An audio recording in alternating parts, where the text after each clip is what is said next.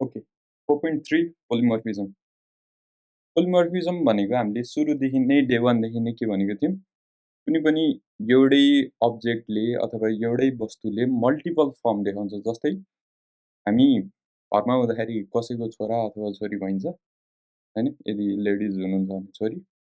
अनि त्यसपछि स्कुलमा जाँदा अथवा कलेजमा जाँदाखेरि स्टुडेन्ट भइयो नि त, तर म चाहिँ टिचर भएँ। ओके, अनि हो अब हामीले त्यही अनुसारको बिहेभ गर्छौँ नि त। हो त्यसलाई नै हामीले पोलिमर्फिजम भनेको थियौँ। पोलिमर्फिजम भनेको चाहिँ दुईवटा वर्ड मिलेर बनेको छ।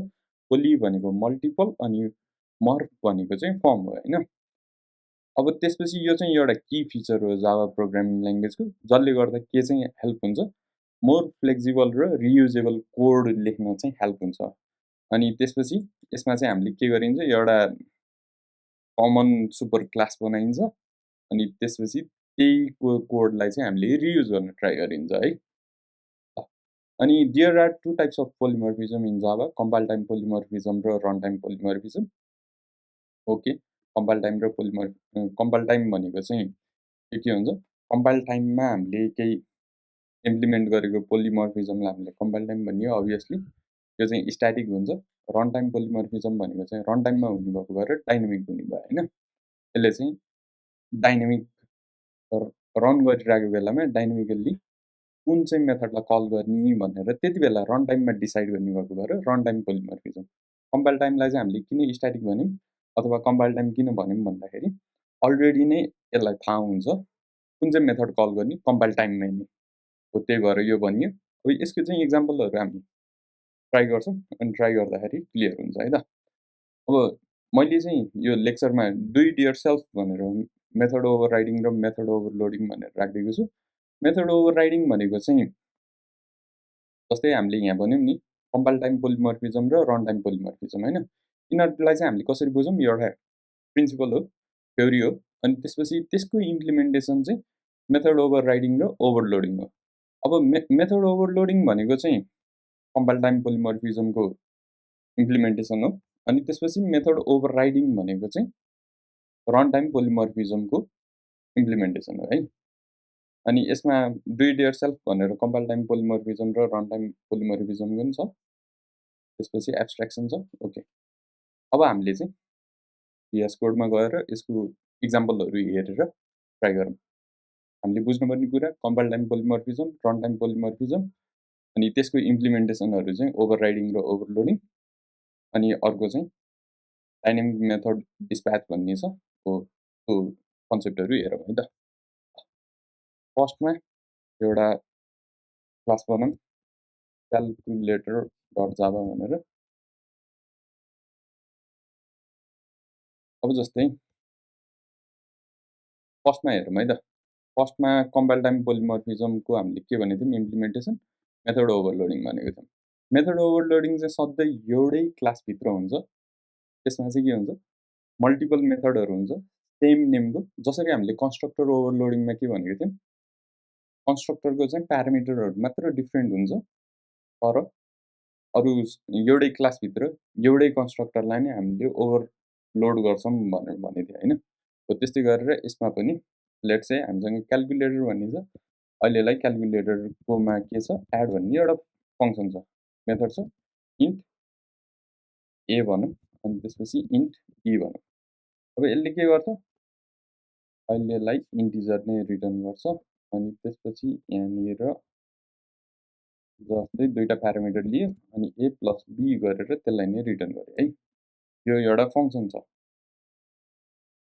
अब त्यस्तै गरेर अब यसको चाहिँ मेथड ओभरलोडिङ भनेको चाहिँ यो अलरेडी एक्जिस्टिङ सेम नेमको मेथडलाई तर different parameter return type different input प्यारामिटरहरू डिफ्रेन्ट हो त्यो गरायौँ भने चाहिँ त्यसलाई नै के भन्यो, मेथड ओभरलोडिङ। तपाईँहरूले अब यो डु इट देयर सेल्फ गर्दाखेरि चाहिँ पहिला आफ्नो नि एउटा रिसर्च गरेर अनि त्यसपछि हेर्दाखेरि बेटर हुन्छ, प्लस क्लियर पनि हुन्छ होइन। अब त्यसपछि यसमा जस्तै हामीले के गर्न सक्यो, डबल एड अनि त्यसपछि double A comma double B अनि त्यसपछि त्यसले के गर्न सक्यो, रिटर्न ए प्लस बी। अब हामीलाई त सुरुमा थाहा नहुँदा अथवा हामीले के सोच्थ्यौँ एउटै नेमको चाहिँ मेथडहरू बनाउन पाउँदैनौँ भन्ने थियौँ नि। तर अब यसमा चाहिँ प्यारामिटरहरू, डेटा टाइपहरू सबै डिफ्रेन्ट भएको हुनाले के भयो, यो चाहिँ ओभरलोड भयो। अनि यो यसैलाई नै हामीले के भन्छौँ, कम्पाइल टाइम पोलिमर्फिजम भन्छौँ। एउटै छ फङ्सन, तर यसले के गरिरहेछ, एउटाले चाहिँ इन्टिजरलाई एड गरिरहेछ, अर्कोले के गरिरहेछ, डबल एड गरिरहेको छ नि त। अब त्यसपछि यहाँनिर माई क्यालकुलेटर भनेर बनाएँ डट जाभा। अनि त्यसपछि म बनाउँछु क्यालकुलेटरको object, calculator equals to new calculator, अनि क्यालकुलेटर डट एड। अब एडमा मैले यहाँ 5 अनि त्यसपछि 7 एड गरेँ।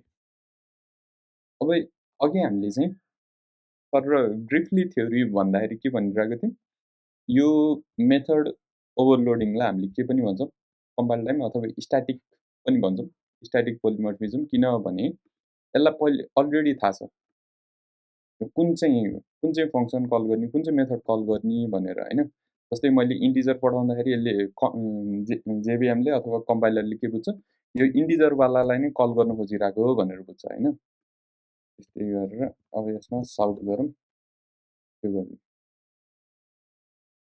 त्यो गरेर यसलाई फेरि कपी गरौँ। अब यसमा 11.2 अनि त्यसपछि 7.9 गरिदिउँ। अब यो गर्दाखेरि यसले कसलाई कल गर्यो, डबलवालालाई कल गर्यो। माथिको हेऱ्यौँ भने इन्टिजरवालालाई कल गरिरहेको छ। वाट इफ मैले यसमा 7 मात्र राखिदिएँ भने यसले कसलाई कल गर्छ होला त, डबललाई नै कल गरिरहेको छ। त्यस्तै गरेर 11 गऱ्यो भने यो डबल नै कल हुन्छ, किनभने अटोमेटिकल्ली कम्पाइलरले गरिरहेको छ होइन। रन गरेर हेरौँ तपाईँको आउटपुट आउँछ। आयो। अब यो हामीलाई कम्पाइल टाइममै थाहा छ कुन चाहिँ मेथड कल भइरहेको छ भनेर, त्यही भएर हामीले के भन्यौँ, कम्पाइल टाइम पोलिमर्फिजम अथवा स्ट्याटिक पनि भन्ने होइन, स्ट्याटिक पोलिमर्फिजम। यो भयो मेथड ओभरलोडिङ। अब यसमा हामीले बुझ्नुपर्ने यो कम्पाइल टाइम पोलिमर्फिजम भनेको चाहिँ प्रिन्सिपल भयो, थ्योरी जस्तो भयो। अनि त्यसपछि मेथड ओभरलोडिङ भनेको चाहिँ त्यसको एक्चुअल इम्प्लिमेन्टेसन हो है। यो भयो। यसमा चाहिँ के हुँदो रहेछ, एउटै क्लासभित्र हुँदो रहेछ र कम्पाइल गर्ने बेलामा नै हामीलाई थाहा हुन्छ कुन चाहिँ मेथड कल गरिरहेको छौँ भनेर है। यो कुराहरू भयो। अब हेरौँ रन टाइम पोलिमर्फिजम र त्यसको इम्प्लिमेन्टेसन चाहिँ मेथड ओभरराइडिङबाट। जस्तै मसँग एउटा मेथड हुनसक्छ एनिमल भन्ने, एनिमल डट जाभा। अनि एनिमलले के गर्छ, एउटा फङ्सन बनाए अनि साउट, यसमा चाहिँ एनिमल इज मेकिङ साउन्ड भनौँ।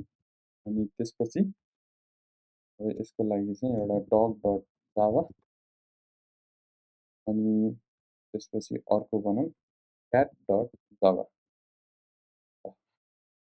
अब हामीले यहाँनिर एनिमल डट जाभा भनेर एउटा प्यारेन्ट क्लास बनायौँ। अब रन टाइम पोलिमर्फिजम चाहिँ के हुन्छ, मल्टिपल क्लासेसमा हुन्छ। अघि कम्पाइल टाइम चाहिँ के भएको थियो, सेम क्लासमै भएको थियो, तर अब रन टाइम पोलिमर्फिजम चाहिँ के हुन्छ, मल्टिपल क्लासेसमा हुन्छ। अनि यो अलरेडी एक्जिस्टिङ मेथड जुन यसको चाइल्डहरूले पनि इनहेरिट गर्न पाउँथ्यो नि, हो त्यसको इम्प्लिमेन्टेसनलाई चाहिँ ओभरराइड गर्छ भनेको फेर्छ, चेन्ज गर्छ, हो त्यसलाई नै हामीले के भन्छौँ, मेथड ओभरराइडिङ भन्छौँ अथवा रन टाइम पोलिमर्फिजम भन्छौँ है।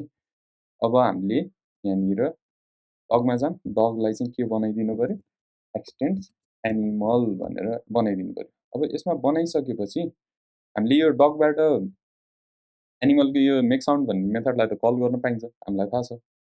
त्यस्तै गरेर क्याटमा पनि जाऊँ, क्याटबाट पनि मैले के गर्नु पऱ्यो, एक्सटेन्ड्स एनिमल भनेर गर्नु पऱ्यो। अहिलेलाई चाहिँ हामीले मेथड ओभरराइडिङको इक्जाम्पल हेरौँ है त। अब क्याटबाट मैले ओभरराइड गर्नको लागि यहाँनिर भोइड मेक साउन्ड भन्ने फङ्सन छ, यसलाई ओभरराइड गर्न सक्छु साउट क्याटले कस्तो साउन्ड बनाउँछ? म्याउ। त्यस्तै गरेर डगमा अब भोइड मेक साउन्ड भन्ने पहिल्यै छ। अनि त्यसपछि साउथ डगले चाहिँ बार्क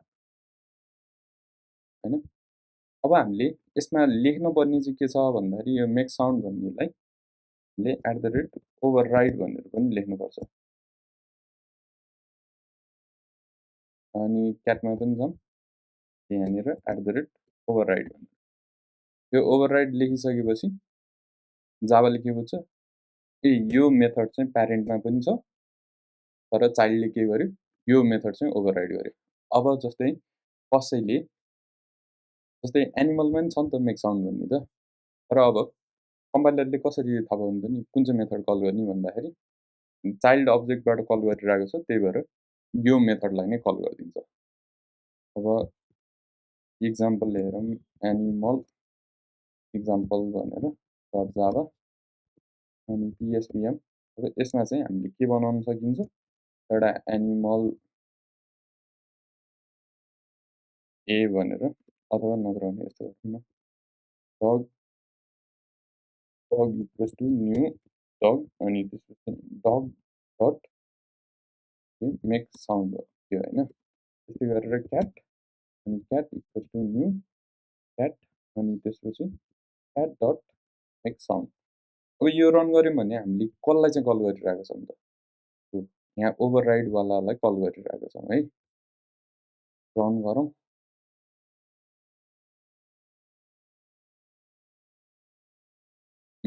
डगले चाहिँ बार्क गर्छ, क्याटले चाहिँ म्याउ गरे होइन। मैले यदि यो मेथड हटाइदिएँ भने यसमा एरर आउँदैन, डगले मेक साउन्ड भन्ने कल गर्न पाउँछ, किनभने एनिमलमा अलरेडी छ, एनिमलबाट इनहेरिट भएको छ।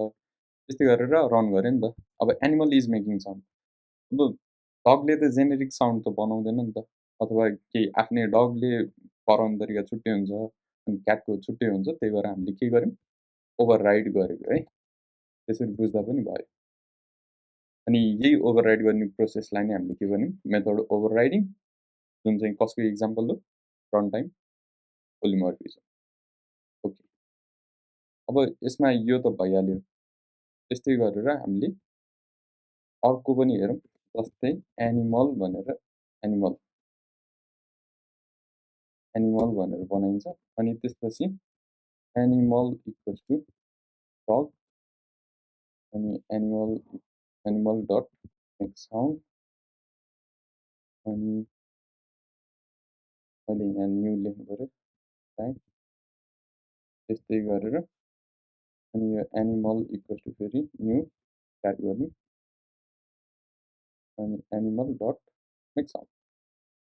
यो फङ्सनहरू छ होइन। अहिलेलाई चाहिँ यो कोडलाई कमेन्ट गरिदिउँ, रन गरौँ।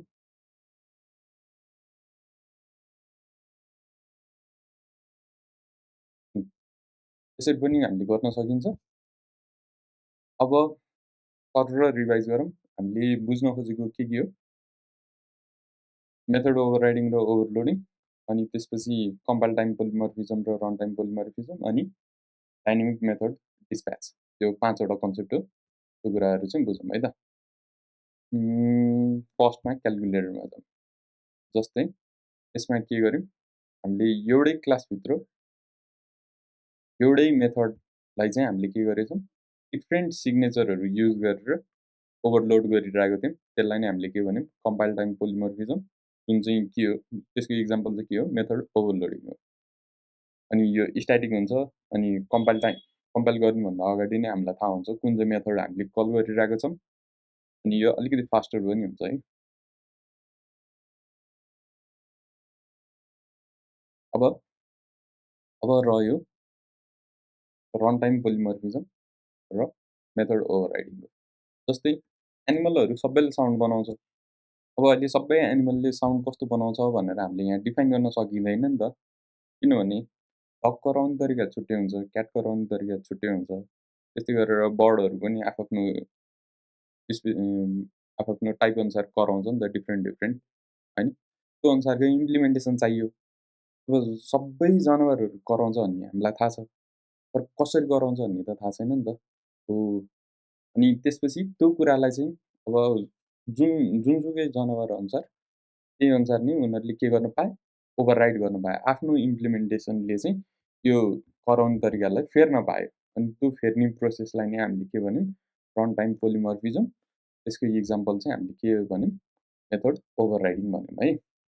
जस्तै हामीले यहाँनिर क्याटमा गयौँ भने क्याट त जेनेरिक एनिमल जस्तो कराउँदैन नि त, उसले त म्याउ गर्छ। हो त्यही भएर हामीले के गर्यौँ, मेक साउन्ड भन्ने अलरेडी एनिमलको मेथडबाट इनहेरिट गऱ्यौँ अनि त्यसलाई ओभरराइड गरेर म्याउ गरायौँ है। अनि डगमा गयौँ भने डगले पनि मेक साउन्ड भन्ने मेथडलाई चाहिँ ओभरराइड गर्यो र आफ्नो इम्प्लिमेन्टेसन चाहिँ राखिदियो।